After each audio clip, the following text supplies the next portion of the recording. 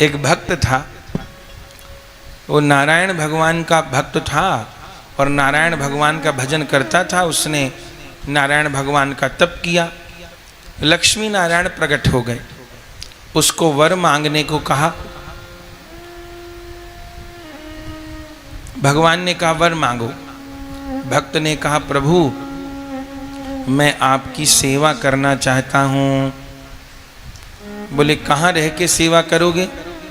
बोले जहाँ आप रहते हो। बोले हम तो वैकुंठ में रहते हैं। तो बोले मैं भी वहीं कहीं कोने में पड़ा रहूँगा और आपकी सेवा करूँगा। भगवान ने कहा सेवा करोगे तो खाओगे क्या?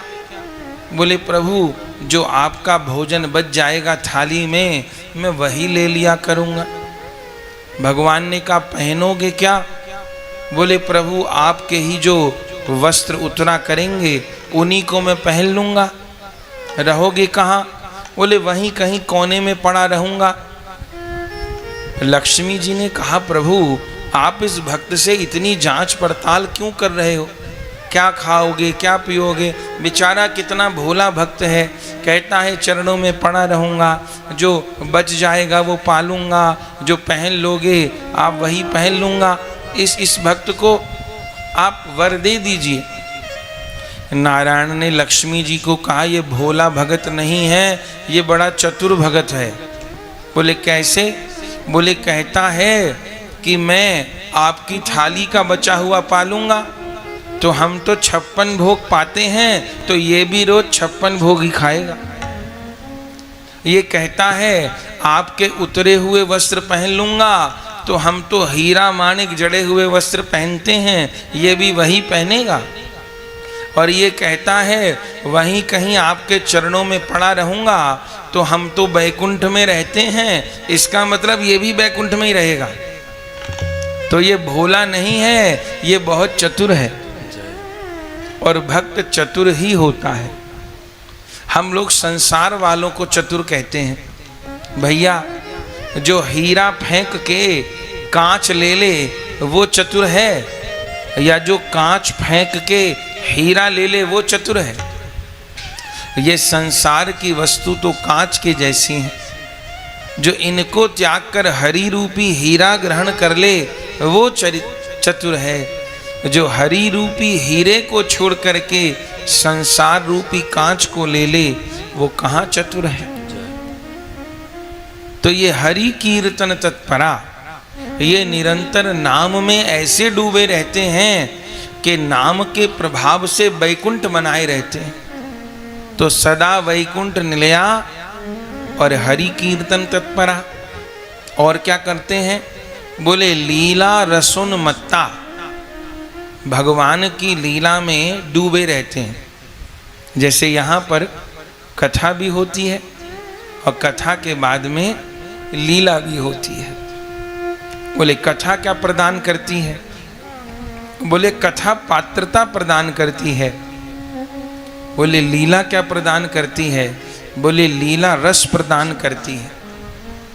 कथा पात्रता देती है और लीला उस शुद्ध पात्र में रस भर देती है। तो लीला रसन मत्ता, ये भगवान के लीला चरित्र में उस रस में डूबे रहें। और इनका स्वरूप कैसा?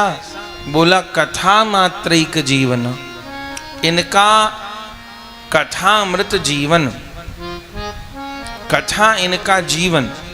ये कथा के बिना रह न सकें। कथा इनकी जीविका नहीं है, कथा इनका जीवन है। बोले कैसे? बोले 4 भाई हैं, चारों सब शास्त्रों के ज्ञाता हैं। एक भाई वक्ता बन जाता है, बाकी 3 भाई श्रोता बन जाते हैं। कथा शुरू। इनको ना वक्ता चाहिए ना श्रोता चाहिए। एक भाई वक्ता बन जाता है, बाकी 3 भाई श्रोता बन जाते हैं। कथा होने लगती है। कथा होते होते बहुत देर हो गई। अब मानो बोलने वाले को कुछ थकान हुई, तो जो सुनने वाला था अब वो वक्ता बन जाएगा और जो बोल रहा था वो श्रोता बन जाएगा। ऐसे इनके यहाँ अखंड कथा चलती है। अखंड क्या कहें। ब्रज में ऐसे ऐसे कितने महात्मा हो गए। आप वृंदावन के परिक्रमा मार्ग पर ही बैठे हैं हम लोग, परिक्रमा दीजिए तो काली दह पड़ती है परिक्रमा मार्ग में। काली दह पर 3 मुख्य समाधि हैं, आपने दर्शन किया हो तो। एक प्रबोधानंद सरस्वती पाद की समाधि है काली दह पर, जिनका गौरांग महाप्रभु ने उद्धार किया।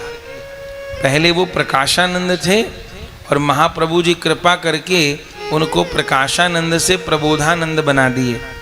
फिर उन्होंने वृंदावन में आकर के भगवान का यश गान किया, उनकी समाधि है। दूसरे श्री जगदीश दास बाबा की समाधि है, सिद्ध जगदीश दास बाबा वृंदावन के प्राचीन महात्मा हुए, सब समय उनको लीला दर्शन होता था। और तीसरी समाधि है श्री प्राण कृष्ण दास बाबा की, वो भी काली दह पर है। ये जो प्राण कृष्ण दास बाबा थे, ये इसी प्रकार कथा के प्रेमी थे जैसे आप अभी सुन रहे हैं। इनके चरित्र में क्या लिखा है, अभी तो इतनी सड़क बन गई है, गाड़ियां भी चलती हैं, सब कुछ होता है।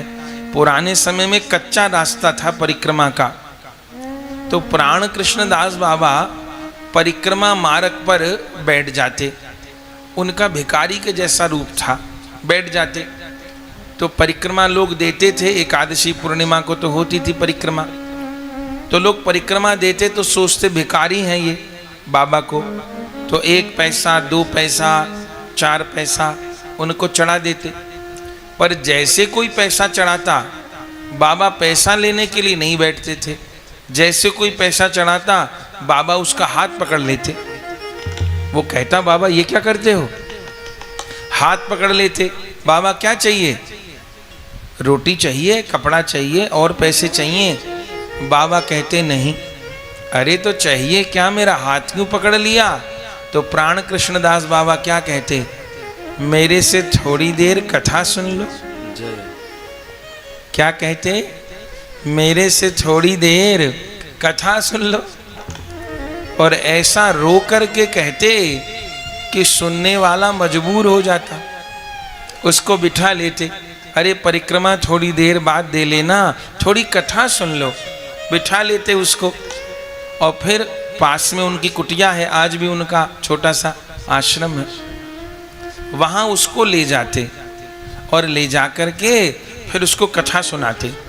वो जितनी देर बैठता उतनी देर कोई प्रसंग, कोई चरित्र उसको सुनाते। और सुना करके फिर उनके पास प्रसाद होता, लड्डू, वो लड्डू प्रसाद उसको देते और कहते फिर कथा सुनने आना। फिर वो चला जाता। ऐसे पूरा दिन उनका यही काम था, परिक्रमा मार्ग पर बैठे रहना। लोग उनको भिखारी समझ के 1-2 पैसा चढ़ाते, उसका हाथ पकड़ लेते, उसको कुटिया पे ले जाते और कथा सुनाते और प्रसाद भी दे देते उसको। ये हाल था उनका। अरे दूध वाला दूध देने आता, उसको पकड़ लेते, भैया थोड़ी देर कथा सुन ले। अरे बाबा, ब्रजवासी जैसे बोलते हैं, अरे बाबा मोकू कथा पता ना है सुननी, मोकू तो दूध देने जानो है। अरे भैया थोड़ी देर बाद चली जाना, थोड़ी कथा तो सुन लो। सब्जी वाला आता, उसे पकड़ लेते, जो आता उसे ही पकड़ लेते और कथा सुनाते। और ऐसी रोकर प्रेम में भर के कथा सुनाते कि जो उनकी कथा सुनता वो भूल नहीं पाता। फिर उसको भजन का भी उपदेश कर देते, भैया तुमने मुझसे कथा सुनी है? बोले हाँ बाबा सुनी है। तो दक्षिणा देनी पड़ेगी, तो ले 1 पैसा 2 पैसा, पुराना समय था। तो कहते ये दक्षिणा नहीं चाहिए। तो कौन दक्षिणा चाहिए? अब मुझे तुम 2 वचन दे दो। क्या वचन दे दो? एक तो एकादशी का व्रत रखोगे? बाबा अब हम लोग कभी कभी रखते हैं। ना ना ना ना, प्रत्येक एकादशी का व्रत रखना है। अच्छा रखेंगे। और दूसरा काम, बोले प्रतिदिन कम से कम 2 माला हरिनाम की करोगे, 2 माला महामंत्र की करोगे? अच्छा बाबा करेंगे, बस यही मेरी दक्षिणा है। तो बाबा यही दक्षिणा मांगते रहते, एकादशी व्रत की दक्षिणा मांगते और हरिनाम जप की दक्षिणा मांगते। आज भी उनकी समाधि है, उनको कहते हैं प्राण कृष्णदास बाबा। क्या कहें, तो कथा मात्रैक जीवन, इन सनकादिक का जीवन हरि कथा, उस हरि कथा के नशे में निरंतर चूर रहते, निरंतर डूबे रहते। तो इनका स्मरण किया। ये चौथे 12 भक्तों में ये चौथे भक्त हैं। विधि, नारद, शंकर, सनकादिक, कपिल देव, मनुभू। पांचवें भक्त कौन है? बोले पांचवें भक्त हैं कपिल देव। ये भगवान का अवतार भी हैं और भक्त भी हैं, जिन्होंने देवहूति माता के यहाँ जन्म लिया और देवहूति माता को ध्यान योग का उपदेश दिया। इस प्रसंग को हम लोग भागवत जी में सुना करते हैं। ये पांचवें भक्त हैं 12 भक्तों में। और छठे भक्त कौन है? छठे भक्त हैं मनु जी महाराज। विधि, नारद, शंकर, सनकादिक, कपिल देव, मनु।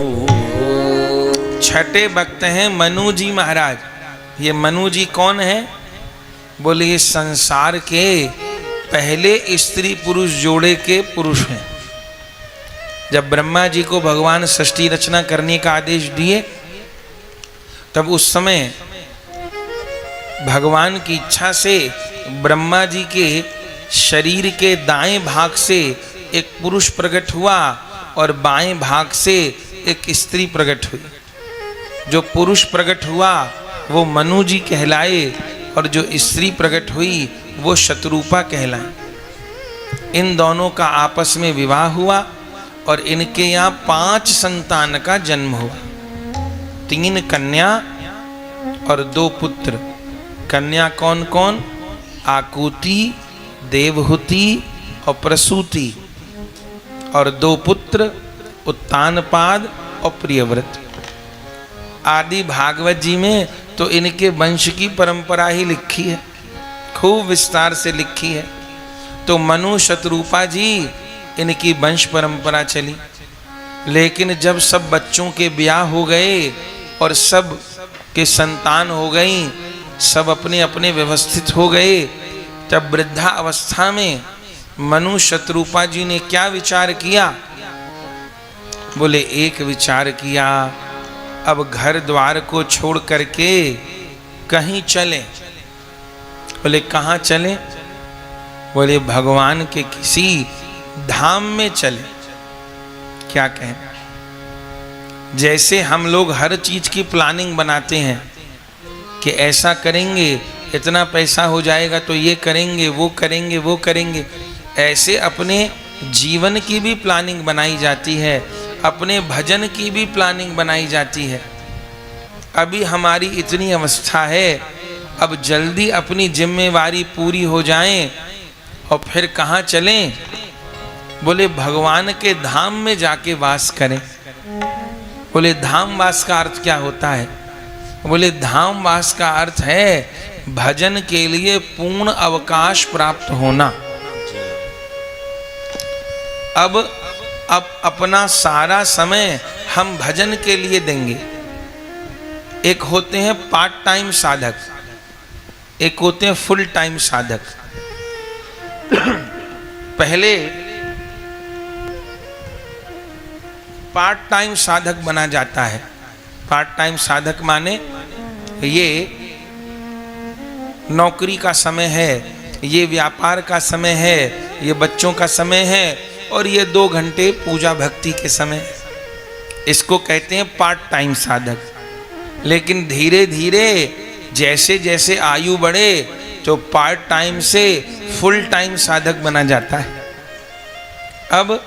अब सारा समय ही प्रभु का है। अब संसार की बात में समय को नहीं बिगाड़ना, अब सब समय भगवत चिंतन करना है, सब समय भगवत सेवा करनी है, सब समय भगवान नाम ग्रहण करना है।